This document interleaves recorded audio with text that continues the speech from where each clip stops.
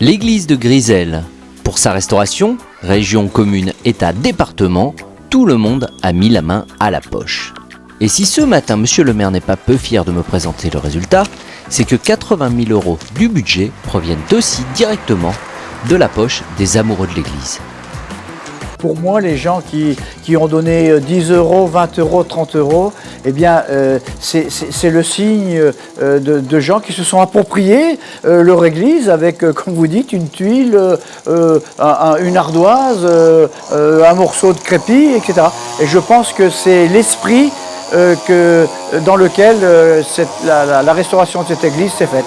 L'esprit dont parle monsieur le maire porte le nom de souscription volontaire.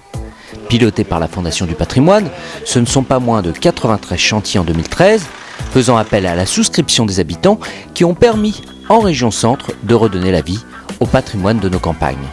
Murs, vitraux, toitures, l'inauguration est proche. Pas si mal pour un joli bâtiment du 12e qui menaçait encore de s'écrouler il y a quelques mois. En savoir plus sur la souscription, direction Courcheverny et ce joli four à tuiles vieux de 200 ans.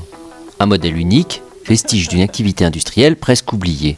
C'est quelque chose qui mérite d'être conservé parce qu'il n'y en a plus, justement. Étant donné qu'ils ne servent plus, ils ont tous été plus ou moins démolis.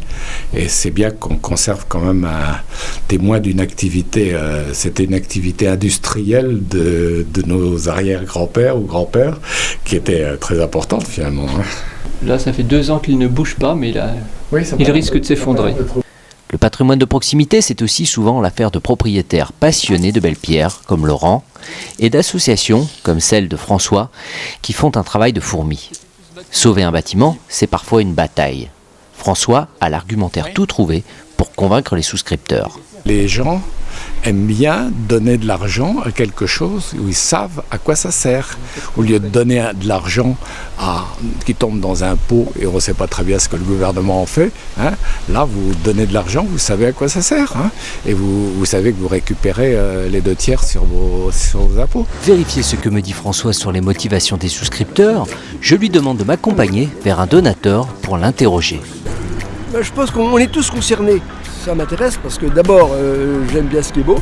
Puis d'autre part, je pense que c'est intéressant au niveau pédagogique que nos descendants sachent ce qui s'est fait dans le pays et respectent le travail des anciens. Lavoir, usine, viaduc, du petit patrimoine qui ne relève que très rarement des grands chantiers de protection de l'État. La souscription est une mobilisation citoyenne discrète qui prend forme dans le charme visuel du bâti de nos campagnes.